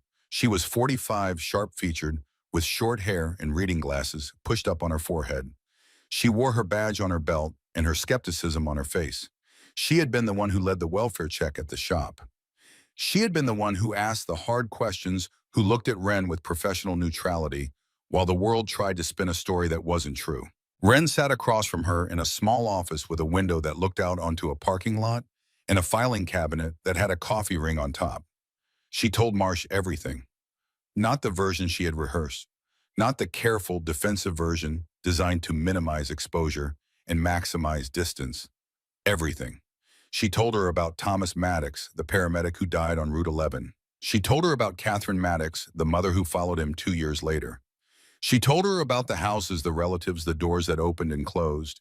She told her about the mall, the stairwell, the 6 months of cold concrete and stolen food, and the slow suffocation of being 19 years old and completely alone. She told her about the day in the food court, about the man on the floor and the crowd that didn't move, and the sound her father's voice made inside her head when her knees hit the tile. Press, count, breathe, don't stop. And then she told Marsh something else. "Someone filed that complaint against me," Wren said. "Someone told you I was a squatter. Someone suggested that Royce was doing something wrong by letting me stay there." She paused. "I want to know who." Marsh leaned back in her chair. She studied Wren for a long time. Not with suspicion, with something closer to recalibration. The look of someone who had filed a person into one category and was now watching that person refuse to fit. "Why does it matter?" Marsh asked. "Because it wasn't random," Wren said. "And because if someone is trying to hurt Royce to get to his shop, they'll try again. And next time, I might not be there to answer the door." Marsh didn't respond immediately. She opened a folder on her desk, flipped through several pages, and then closed it again. The complaint had come through an anonymous tip line. Standard procedure, no name attached. But Marsh had been doing this job long enough to know that anonymous didn't always mean uninvolved. "I'll look into it," Marsh said. "To it." Wren nodded. Then she stood up and did something she had never done before. She reached into her pocket and pulled out a folded piece of paper. Her GED study schedule, her work hours at the shop, Dorothy Haskell's phone number, Royce Callahan's phone number, a list of customers who could vouch for her. She had written it all down the night before sitting on the floor of her room because she understood now that the system didn't care about stories. It cared about paper. It cared about evidence. It cared about the things you could prove. She placed the paper on Marsh's desk. "That's where I am," Wren said. "That's who I'm with. That's what I'm doing. If you need to check on me, you know where to find me. I'm not hiding anymore." She left the station and drove back to the shop with the windows down and the wind on her face and a feeling in her chest that she could not name, but that felt for the first time in years like something other than survival. 2 weeks passed. The shop hummed. Engines came in and went out. Wren's hands moved with a confidence that had deepened over the months, muscle memory layered over discipline, instinct sharpened by repetition. She could hear things now that she couldn't hear before. The particular rattle of a loose valve cover, the subtle knock of a timing chain that needed adjustment, the whisper of a bearing that was 3 weeks from failure. Royce had taught her to listen, and she had learned the way she learned everything, completely. Customers came back, the ones who had drifted away during the trouble, the ones who had read the comments online and wondered. They returned one by one, not because the story had changed, but because the worst hadn't. Wren's repairs held. Her diagnostics were accurate. Her attention to detail bordered on obsessive, every bolt checked twice, Every connection tested, every bike returned cleaner than it arrived. Word spread the way it always does in small communities. Not through headlines, but through handshakes. Through one person telling another. The girl at Callahan's shop knows what she's doing. Royce watched from a step back. He still came down to the shop every morning, coffee in hand, but his role had shifted. He offered advice when asked. He corrected technique when necessary. But more and more, he simply stood in the doorway and watched Ren work, and the expression on his face was one he hadn't worn in 4 years. Pride. Not the loud chest-beating kind. The quiet kind. The kind that sits in your throat and makes it hard to speak. Dorothy Haskell came by on Thursday evenings. She brought food in containers that were always too large for two people, which was the point. She sat at the workbench and talked about the mall and the weather and the television shows she was watching. Ordinary things delivered in an ordinary voice, and the ordinariness of it was the gift. She never made Ren feel like a project. She never made her feel like a rescue. She just showed up the way she had always shown up, with food and presence and the kind of loyalty that doesn't announce itself. On one of those Thursday evenings, Dot looked at the wall near the office door where Royce had pinned a photograph of Derek, 22 years old, standing beside a motorcycle, grinning at the camera with the careless confidence of someone who believed he had time. She glanced at Ren, who was bent over a textbook, whispering answers to herself. "He would have liked you," Dot said. Ren looked up. Then she looked at the photograph. She studied it for a long time, the way she studied engines, with patience and attention, and the understanding that everything worth knowing takes time to reveal itself. "I would have liked him," Ren said quietly. And then she went back to her textbook, and Dot went back to her food, and neither of them said anything else because nothing else needed to be said. The calm lasted 16 days. On a Tuesday night at 2 in the morning, Ren woke to a sound she knew. Glass breaking. Not the accidental kind, the sharp, clean sound of a dropped cup. This was different. This was deliberate. Heavy. Multiple impacts. The sound of something being destroyed on purpose. She was on her feet before she was fully awake, hard hammering bare feet on the cold floor of her room. She moved to the window and looked down into the shop. The front window was shattered. A figure moved inside, dark, fast, swinging something heavy. She heard the crash of equipment being knocked from shelves, the metallic clang of tools hitting concrete, the splintering sound of wood breaking. Her first instinct was the one that had kept her alive for 18 months on the street. Run, get small, get invisible, find the stairwell, find the dark, let someone else deal with it. She was already reaching for her backpack when she stopped. Her hand hovered over the strap. Her fingers touched the fabric, and something inside her said no. Not a voice, not a thought, something deeper, something that lived in the same place as the rhythm of chest compressions and the sound of her father's voice. A refusal, quiet and absolute. She was done running. She picked up her phone instead. The phone Royce had given her 2 months ago, the first phone she had owned in over a year. She dialed 911. Her voice was calm. She gave the address. She described what she was seeing. She stayed on the line. Then she went downstairs. Not to confront, not to fight. She stood in the doorway between the living quarters and the shop in the dark, and she watched. The figure was moving quickly, smashing equipment, overturning shelves. But the cameras were recording. 4 cameras mounted in the corners of the shop, installed 3 weeks earlier by members of the Iron Wolves after the trouble with the welfare check. Royce hadn't told Ren about them. He hadn't wanted to worry her. But they were there, red lights blinking steadily in the dark, capturing everything. The figure paused near the workbench. Ren's workbench. He swept her toolbox off the surface with one arm, and the tools hit the floor with a sound like bones breaking. Then he grabbed a can of spray paint and tagged the wall. One word large and sloppy: fraud. The sirens were already audible when the figure turned toward the door. In the blue flash of approaching lights, Ren saw his face. She had seen it once before, weeks ago, when he had come to the shop and stood too close and spoken too loudly, and looked at her with the particular contempt of a man who believed that people like her had no business existing in spaces like this. Vincent Hale. Viper. He was gone before the first cruiser pulled into the lot. Out the broken window, across the parking area, into a dark truck that peeled out with its headlights off. But the cameras had seen everything. His face, his truck, his license plate, the word he had painted on the wall. Lieutenant Marsh arrived 20 minutes later. She stood in the destroyed shop with her hands on her hips and her jaw set and the look on her face that said this was no longer a welfare check. This was a crime scene. Wren walked her through it, calmly, clearly. She pointed out the camera positions. She described the timeline. She identified the figure she had seen. She did not shake. She did not cry. She stood in the wreckage of the place that had become her home, and she spoke with the precision of someone who understood that words like hands could be tools. You didn't run, Marsh said. It wasn't a question, no, Wren said. I didn't.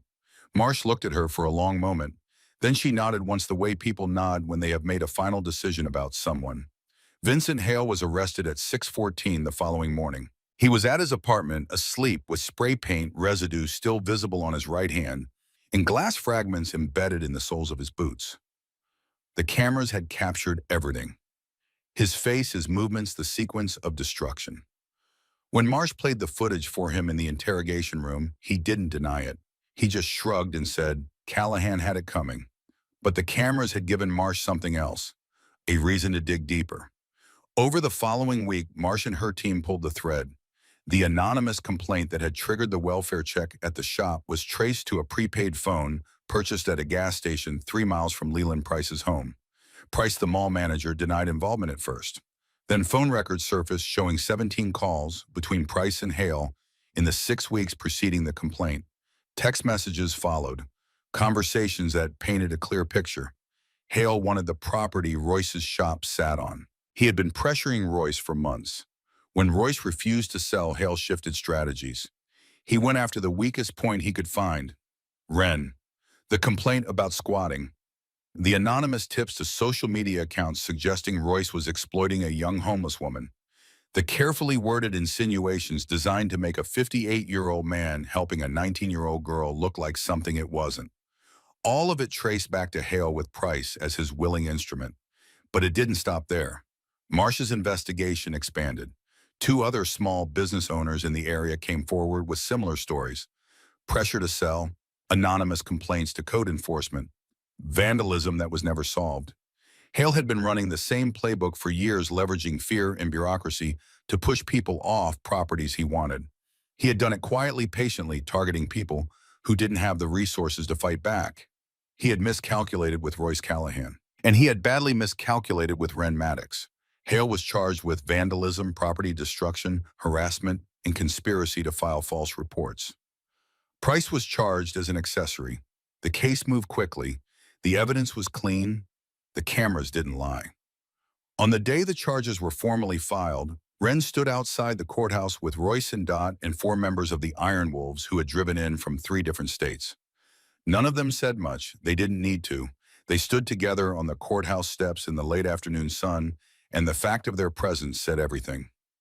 A reporter approached, young woman, microphone in hand, cameraman trailing behind. She recognized Wren from the footage, the barefoot angel. She asked for a comment. Wren looked at the microphone.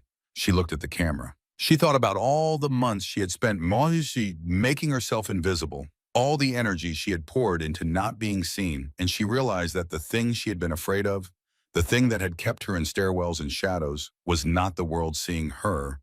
It was the world seeing her and deciding she was nothing. But she wasn't nothing. She had never been nothing.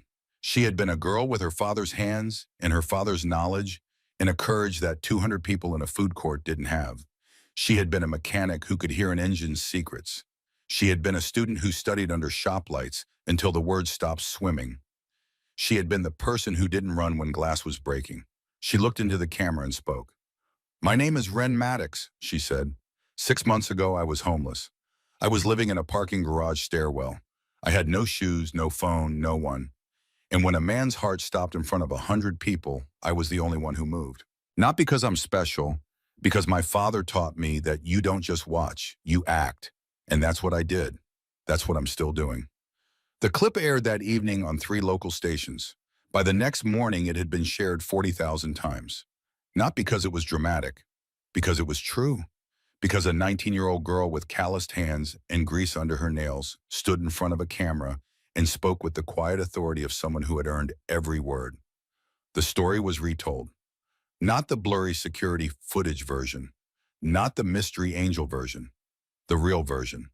Ren Maddox, daughter of a paramedic survivor of a system that failed her at every turn, who saved a stranger's life with skills her dead father taught her and then walked away because she had learned that the world doesn't usually reward people like her for being brave. The narrative shifted. People who had written comments calling her a fraud deleted them. People who had questioned Royce's motives went quiet. The truth, it turned out, was more compelling than any of the stories people had invented.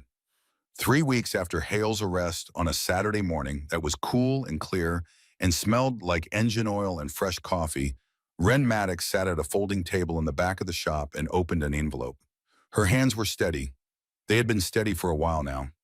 Steady on wrenches and steady on textbooks and steady on the handlebars of the motorcycle Royce had been teaching her to ride on Sunday mornings in the empty lot behind the shop. She pulled out the paper and unfolded it and read it twice. She had passed. Her GED, not by a slim margin, by a wide one. Scores that her instructor had called remarkable, which was the kind of word that made Ren uncomfortable because she didn't know what to do with compliments that came without conditions. She sat there for a moment holding the paper, and the shop was quiet around her. The bikes on the lifts, the tools on the walls, the smell of grease and metal, and the particular warmth of a place where things are built and fixed and made to run again. Then Royce came down the stairs. He was moving better these days. His color was good. He had started seeing the cardiologist regularly, taking the medication, listening to his body when it told him to rest. He looked like a man who had decided after 4 years of slow surrender that living was worth the effort. He saw the paper in her hands. He saw her face. "Let me see that," he said. She handed it to him. He read it once, then again, then a third time, holding it at arm's length because he refused to admit he needed reading glasses. Then he laughed. A real laugh, full and surprised and entirely involuntary. The kind of laugh that comes from a place that has been closed for a long time and suddenly isn't. They celebrated with takeout eaten off the workbench, grease-stained hands holding paper plates, and Dot showed up halfway through with a cake she had bought at the grocery store. It had yellow frosting and blue letters that said, "Congratulations, graduate," and it was slightly crushed on one side because Dot's car had taken a turn too fast. 4 members of the Iron Wolves arrived unannounced with a card signed by 19 people, most of whom Ren had never met, but who had written things like "Proud of you" and "You earned it" and "Welcome to the family" in handwriting that ranged from careful to nearly illegible. Ren pinned the GED certificate on the wall near the office door, right beside the photograph of Derek Callahan, 22 years old, grinning beside his motorcycle. She didn't ask Royce's permission. She just did it. And when Royce saw it, he stood very still for a very long time, and he didn't say anything, and he didn't need to. In the weeks that followed, the shop changed. Not in the dramatic overnight way that stories prefer, in the slow, accumulating way that real change actually happens. More customers came. Repeat business increased. Ren took on the scheduling and the inventory systems that Royce had let decay during his years of indifference. She organized the parts room. She updated the pricing. She created a filing system that actually made sense, something Royce had never managed in 30 years of ownership. The shop's reputation, which had survived on history and loyalty for years, began to be rebuilt on something more durable. Quality, consistency. The knowledge that when you brought your bike to Callahan's, the young woman who worked on it would treat it like her own. Royce stepped back, not all at once, in stages. He came down to the shop in the mornings but left the heavy work to Ren. He answered questions. He offered guidance. He sat in the old chair near the office door and drank his coffee and watched the shop fill with the sound of someone working with purpose, and the sound was enough. He rode again, not far, not fast. But on Sunday mornings, he pulled his bike out of the garage and rode the back roads east of town where the hills rolled green and the air smelled like cut grass, and there was no sound except the engine and the wind. He rode because the doctor said he could in moderation, and because riding was the only prayer he had ever known. The second bike appeared in the garage 3 months after the GED, a used Sportster similar to the one Derek had ridden, but not the same. Royce had found it at an auction, bought it for a price that made the seller suspicious, and spent 2 weeks in the shop after hours rebuilding it. When Ren asked what it was for, he just shrugged and said every mechanic needs a bike to ride. She knew what it was for. They didn't talk about it directly. They didn't need to. Some things are understood in the space between words, in the way a man leaves a key on a workbench and walks away, in the way a girl picks up that key and holds it in her palm and feels the weight of what it means. Ren got her motorcycle license on a Thursday. Royce was in the parking lot of the DMV when she walked out leaning against the truck, arms crossed, pretending he hadn't been nervous. The first Sunday ride was in October. Early morning, the air sharp with the coming cold mist sitting low in the valleys. Two bikes pulled out of the garage and turned east. Royce in front, Ren behind, and then side by side, and as the road opened up and the hills spread out before them like a promise. They didn't speak. The engine spoke for them. Steady, rhythmic, the sound of two machines running. Clean. It was Dot who first suggested the outreach program. She brought it up on a Thursday evening between bites of casserole in the same matter-of-fact tone she used to describe weather. There are others like her, Dot said, nodding toward Ren without looking at her. Girls, young women, sleeping in garages and bus stations and under bridges. Nobody sees them. Nobody helps. If they're lucky, someone leaves a sandwich near a trash can. She paused. That's not enough. Ren looked at Royce. Royce looked at Dot.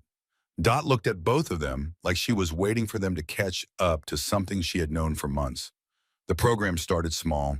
A room at the community center on Willow Street donated by a city councilwoman who had seen Ren's interview on television and made a phone call.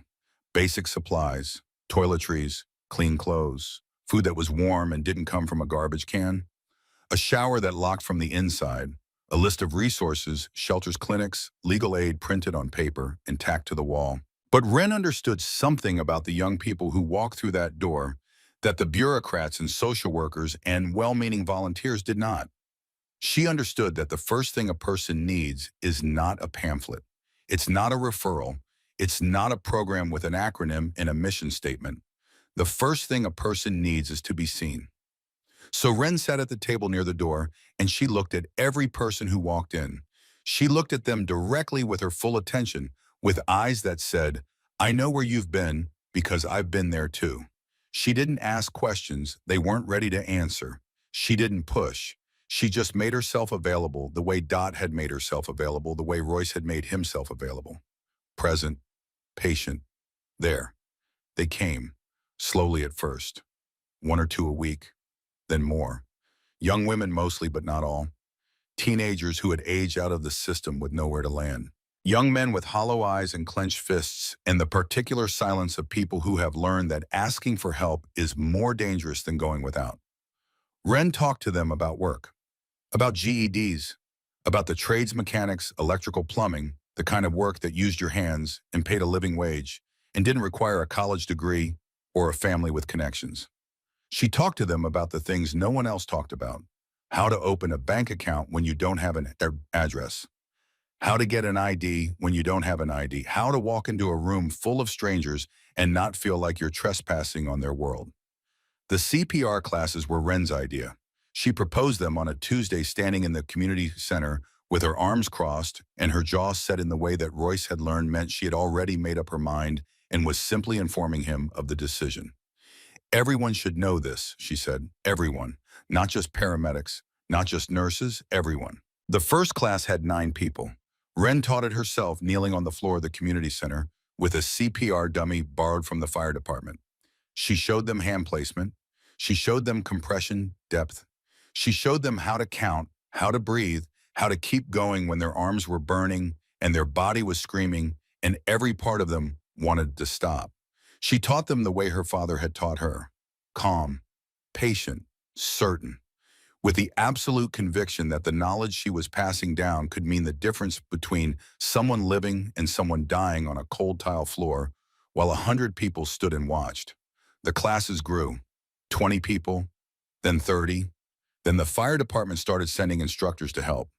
Then a local hospital donated equipment. Then a phrase appeared on flyers and social media posts, simple and direct, printed in bold letters above a photograph of Ren Maddox kneeling beside a practice dummy, her hands positioned on its chest, her face focused and intent. Don't just watch. It was a Saturday when they went back to the mall. Almost exactly 1 year after the day everything had changed. Royce suggested it. Wren agreed, though she didn't say much on the drive over. The Ridgewood Galleria looked the same, smaller, maybe the way places always look smaller when you return to them after you've grown. The food court was crowded, trays slid across counters, ice rattled in cups, laughter stacked on top of arguments. The same noise, the same lights, the same flow of people, moving through a space they would forget the moment they left it. They walked to the spot, the tile floor near the cereal aisle, between the pretzel stand and the smoothie counter. There was no plaque, no marker, no sign that anything had happened there. Just tile clean and cold worn smooth by a million footsteps. Wren stood quietly, hands in the pockets of a jacket that fit her properly, bought with money she had earned. Boots on her feet, good ones, steel-toed, the kind that a mechanic wears. Her hair was clean and pulled back, and her face, which had carried the sharp edges of hunger and exhaustion for so long, had softened in ways that had nothing to do with weight and everything to do with rest. She looked at the floor. "I didn't think about it," she said after a moment. "I just moved." Royce stood beside her. He was wearing the same leather vest. The patches faded the eagle on the back, still stitched in gold thread. His hands were in his pockets, and his shoulders, which had carried the weight of 4 years of grief and the near certainty of his own death, were straighter than they had been in a long time. "That's what heroes do," he said. "They don't think." Or they act. They stood there longer than necessary, letting the noise wash over them. The same noise that had once collapsed into the sound of a heartbeat and the counting of a barefoot girl who refused to let a stranger die. People moved around them, shopping bags, swinging phones, glowing unaware of what had happened on this exact stretch of tile beneath their feet, unaware that a man had died here and a girl had brought him back, and both of their lives had started over on this cold, ordinary floor. A child ran past, laughing, chasing something only he could see. A woman called after him with a voice that was equal parts exasperation and love. The sound echoed off the tile and the glass, and for a moment it sounded like every mall in every city, in every story where ordinary people do extraordinary things, and the world keeps turning anyway. They left the mall together, walked through the parking garage, past the stairwell on the third level, where a broken fire door still didn't latch, and a fluorescent light still hadn't been replaced. Wren glanced at it as they passed. She didn't slow down. She didn't stop. She just looked the way you look at a place you used to live, with recognition but not longing, with the understanding that it was part of her story but not the end of it. 2 weeks later, Royce sat Wren down in the shop office, which was cleaner and more organized than it had been in 30 years, and told her something he had been working on with his lawyer for over a month. He had established a legal guardianship framework, not adoption. Wren was 19, a legal adult. This was different. A formal sponsorship, a legal acknowledgement that Wren Maddox was part of his household, under his protection, with rights to the living space above the shop and access to the resources she needed to build whatever came next. It wasn't about ownership. It wasn't about obligation. It was about making official what had already been true for months. "You're not my daughter," Royce said. He said it carefully because the words mattered, and he wanted them to land right. "You're a grown woman who's earned everything she has, but you're family, the kind you choose." Wren read the papers. She read them twice because she had learned that papers mattered and words on paper mattered more. Her name was there. Royce's name was there. The address of the shop was there. Dorothy Haskell was listed as an emergency contact. She signed her name at the bottom of the page. Her handwriting was neat and deliberate, each letter formed with the care of someone who understood that this signature was different from all the others. This one was not for a citation or a court appearance or a form that would be filed and forgotten. This one meant something. This one was a door that opened from the inside. On the last Sunday of October, 2 motorcycles pulled out of the garage at Callahan's Motorcycle Repair. The morning was cold and bright, the kind of cold that bites at your knuckles and makes your eyes water and makes the world look sharper than it has any right to look.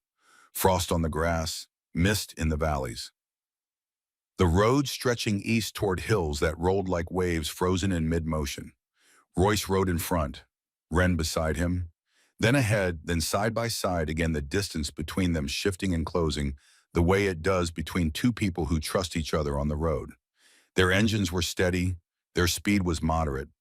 They rode the way people ride, who are not trying to get somewhere, but who are simply grateful to be moving. They passed the church on Route 11, where Thomas Maddox's funeral had been held 5 years ago. Wren didn't slow down, but she turned her head just slightly, just enough to see the white steeple against the blue sky, and something in her face shifted, not sadness, something quieter, acknowledgement. They rode for an hour, then they turned around and came home. That evening, Wren taught her third CPR class at the community center on Willow Street.